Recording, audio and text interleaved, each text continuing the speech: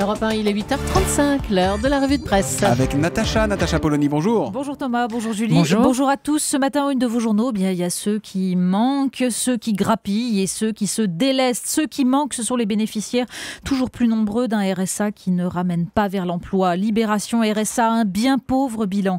Mais puisque l'argent est compté, l'État préfère le réserver aux entreprises. Les Échos, allègement de charges, Valls maintient le cap et Le Monde, entreprise, pouvoir d'achat.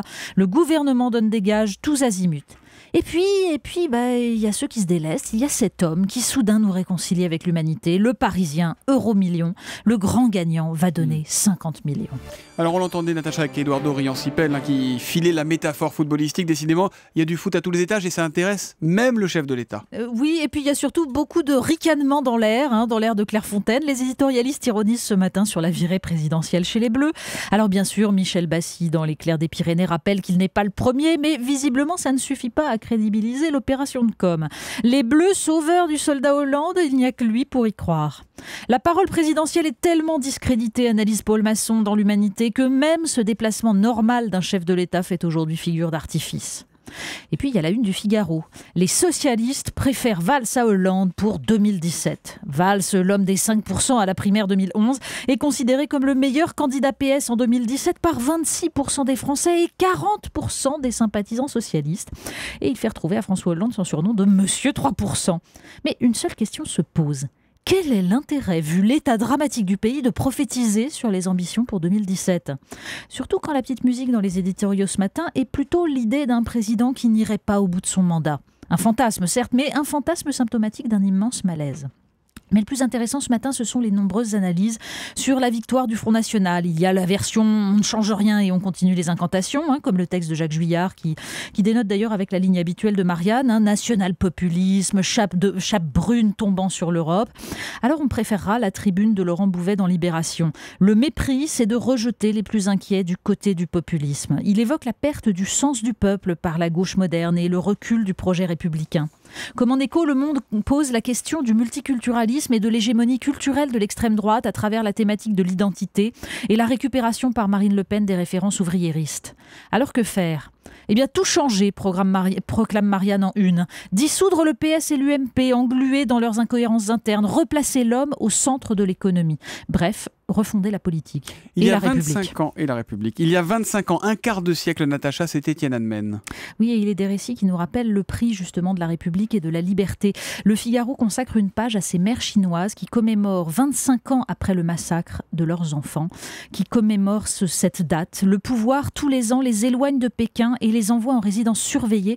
Mais elles racontent à Patrick Saint-Paul ce jour de juin 1989 où elles ont laissé leur fils rejoindre les étudiants qui manifestaient. Ding Zilin n'oubliera jamais. Son garçon avait 17 ans. Il voulait agir. Elle lui disait que ça ne servait à rien. Elle qui avait vu les répressions de la révolution culturelle. Elle l'a enfermé dans les toilettes pendant que son mari, soutien du mouvement, était parti voir l'avancée des chars. Il m'a demandé comment on pouvait sauver les étudiants. J'ai répondu que si tous les habitants de Pékin descendaient dans la rue, personne n'oserait tirer. J'ai regretté cette phrase toute ma vie. À 22h, Jiang Zhelang saute par la fenêtre des toilettes en criant « Adieu maman ». Il sera tué à 23h10. Et sa mère, interdite d'enseigner la philosophie, s'obstine à demander justice. Les portraits glaçants à lire dans le Figaro. D'autres mères bien différentes, celle-là, Natacha. Oui, c'est de l'autre côté de l'humanité. Très loin des mères de Tiananmen, il y a ce continent noir, celui des mères qui tuent leurs propres enfants. Marianne consacre une enquête à cet impensable, ces médées modernes dans une société qui sacralise les enfants. Pas seulement les cas de déni de grossesse, ces bébés tués à la naissance, parce qu'il faut le savoir, les premières 24 heures sont de loin celles où un être humain a le plus de risques d'être tué.